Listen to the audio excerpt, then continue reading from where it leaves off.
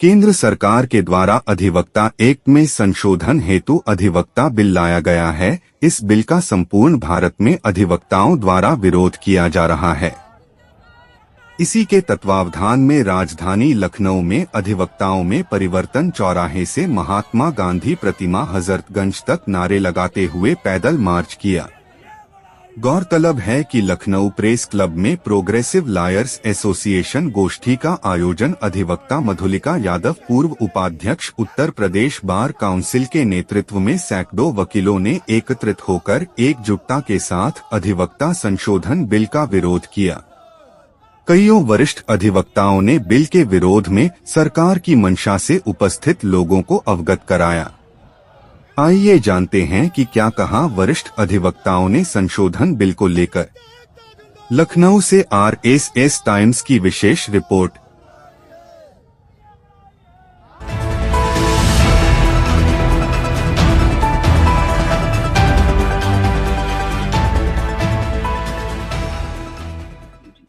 TN Yadav हूँ मैं high court civil court में वकालत। तो संशोधन आया है, ये अधिवक्ता वर्ग के खिलाफ है, अधिवक्ता वर्ग के कल्याण के खिलाफ, इसलिए हम लोग इसका पुरजोर विरोध करते हैं और इसको खत्म होने तक, वापस लेने तक इसका विरोध करेंगे। ये हम लोगों की मंशा है। भी बार के और मेंबरों से जो बातें हुई, यहाँ पर जो वार्ता की गई है, इससे हम लोग दृढ़ प्रतिज्ञ हो रहे हैं, इसका हम लोग वापस होने तक विरोध करेंगे, क्योंकि ये स्वतंत्र न्यायपालिका के तहत कार्य करने के लिए बहुत बड़ी विघ्न और बाधा है। इस कल्याणकारी स्टेट में, हिंदुस्तान में, इस तरीके से बिल नहीं लाया जा सकता है।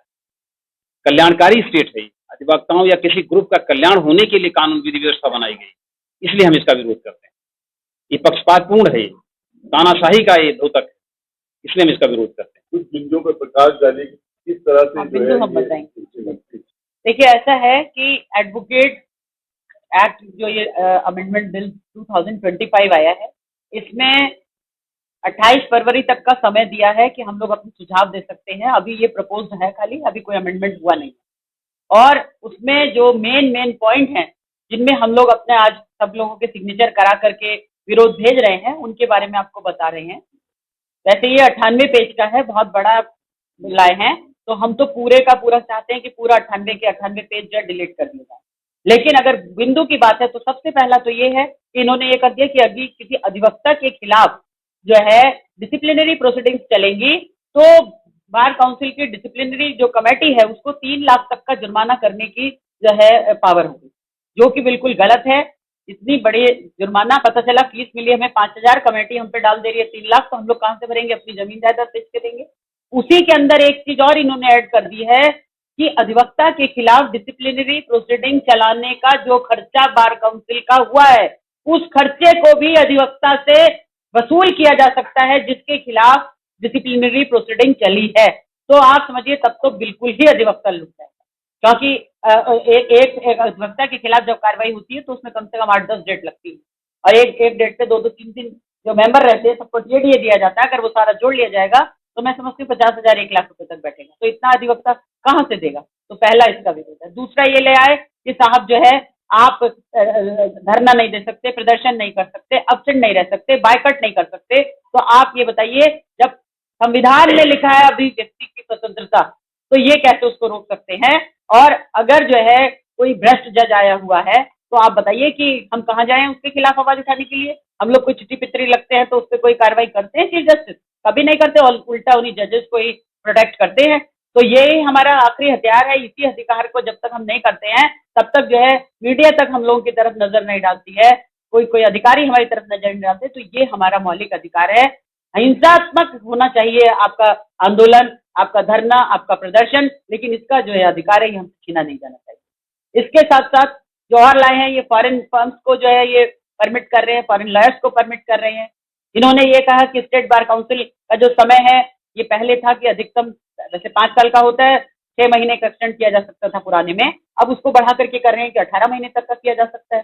अरे भाई, चुनी हुई संस्था है, 5 साल बीत गए, अपना चुनाव कराइए, बाहर जाइए, दूसरे को मौका दीजिए। अब आप जो है 5 साल के बाद 18 महीने का उनको खुद से दे रहे हैं, तो 1.5 साल आपने उसका 6.5 साल कर दिया। 6.5 साल से पहले कोई हटेगा ही नहीं बार काउंसिल का। उसी तरीके से आपने ये कर दिया कि जो कमेटी लाके बैठाते हैं, special committee bar council of India की, ला के बैठा दी जाती है। अगर समय पे बार काउंसिल ऑफ यूपी या स्टेट बार काउंसिल अपना चुनाव नहीं कराते हैं तो उसके लिए इन्होंने ये कर दिया कि साहब जो है स्पेशल कमेटी अनलिमिटेड टाइम तक बैठ सकती है। तो यानी कि बार काउंसिल ऑफ इंडिया के 3 सदस्य आकर आपकी यूपी स्टेट बार काउंसिल या अन्य किसी स्टेट की बार काउंसिल में आकर के बैठ जाएंगे। वो तो चाहेंगे नहीं कि जो है कभी भी यहाँ पर चुनाव हो, तब तो 10 साल भी बार काउंसिल का चुनाव नहीं होगा। तो ये इसका हम बिल्कुल विरोध करते हैं। उसमें भी ज्यादा से ज्यादा 6 महीने का समय होना चाहिए कि जो स्पेशल कमेटी आए वो भी ज्यादा से ज्यादा 6 महीने तक बैठे, और जो ये आए आपका जो हमारी यूपी बार काउंसिल है इसका भी समय 6 महीने से ज्यादा एक्सटेंड नहीं होना चाहिए। समय पे चुनाव होने चाहिए, यही लोकतंत्र की मांग है। सरकार की क्या मंशा लगती है? सरकार की मंशा ये है कि सरकार ये चाहती है कि उसने धीरे धीरे सभी वर्गों को जो है टेस्ट किया और सभी वर्गों के ने थोड़ा बहुत आंदोलन किया। उसके बाद उन्होंने अपना जो है जो भी वो कानून या प्रस्ताव लाना चाहते थे किसानों को छोड़कर बाकी सारे प्रस्ताव उन्होंने अपने पास करा लिए, चाहे विपक्ष ने भी कितना भी जो है शोर मचाया हो। लेकिन एडवोकेट से जो इन्होंने शुरुआत करी है ये इन्होंने बहुत गलत किया है। पूरे भारत में 15 लाख के करीब अधिवक्ता है, पूरे भारत में आग लगी पड़ी है, शुरुआत हो चुकी है। दिल्ली में 5 दिन से कोई काम नहीं हुआ है, 1 रुपए का काम दिल्ली में नहीं हुआ है। दक्षिण भारत में भी बहुत तेजी से हड़ताल भड़ती चली जा रही है। मध्य प्रदेश, राजस्थान, आपका जो है बिहार, सब जगह से मेरी बातचीत चल रही है। सब जगह धीरे धीरे ये फैलता जा रहा है और आप 2-3 दिन के अंदर देखेंगे पूरे इंडिया की सारी अदालतें बंद हो जाएंगी। और हम लोग भी ये कहते हैं कि उत्तर प्रदेश के भी अधिवक्ताओं को इसमें आगे आना चाहिए, और जब तक ये बिल वापस ना हो जाए तब तक जो है वो किसी भी कीमत पर जो है अदालतों में काम ना करें। क्योंकि अगर आपसे हड़ताल करने का अधिकार छीन लिया गया, प्रदर्शन का अधिकार छीन लिया गया, आपसे, आप जब बताइए कि जब डॉक्टर से मरीज मर जाता है, डॉक्टर से इलाज से मरीज ठीक नहीं हो पाता है, क्या आप उसको कह सकते हैं कि आप पैसा वापस दे दीजिए? क्या ऐसा कानून ला सकती है सरकार? तो एडवोकेट से कैसे कह रही है कि तुम्हारी जवाबदेही होगी, अगर तुमने जो है केस सही से नहीं लड़ा तो तुम्हारे ऊपर 3 लाख तक का जुर्माना कर देगी बार काउंसिल। उन्होंने जो अपनी प्रस्तावना लिखी है उस प्रस्तावना में लिखा है सर कि वकीलों की अकाउंटेबिलिटी तय की जाएगी। क्या आप बताइए कि अगर जो हम जिस प्रोफेशन में हैं, एक तरीके से आप इसके समझिए कि दुकान है, अगर हम अच्छा काम करेंगे हमारे पास लोग आएंगे, अगर हम नहीं करेंगे तो नहीं आएंगे।